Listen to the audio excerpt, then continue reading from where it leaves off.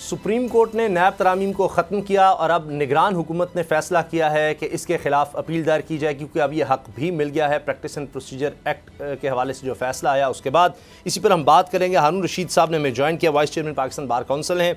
आमिर ज़िया साहब मेरे साथ हैं। हारून रशीद साहब, ये कुछ अजीब सा नहीं लगता कि पिछली हुकूमत थी उसने नैब तरामीम की और उससे उनके केसेस ख़त्म हुए, फिर सुप्रीम कोर्ट ने उनको ख़त्म किया, लेकिन निगरान सेटअप आता है उसमें कंटिन्यूटी नज़र आती है, यानी वही अटॉर्नी जनरल हैं जो पहले थे, वही अटॉर्नी जनरल अब हैं, और उनके होते हुए ये समझा जा रहा है कि नहीं वो तरामीम बहाल होनी चाहिए। तो इस तरह ये प्रेशर नहीं जा रहा कि निगरान हुकूमत भी पिछली हुकूमत की कंटिन्यूटी है वही कुछ आगे लेकर जाना चाहती है?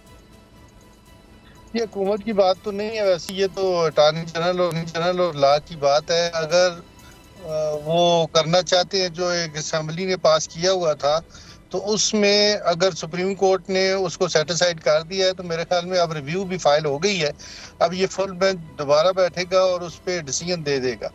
लेकिन अगर तो उसमें जस्टिफिकेशन होंगी, कुछ अमेंडमेंट्स कुछ एक्सेप्ट होंगी या नहीं होंगी, तो वो एक मेरा ख्याल में रिव्यू में ही फैसला किया जाएगा। जी, अगर आपको ये वीडियो पसंद आई तो सब्सक्राइब करें और बेल पर क्लिक करें।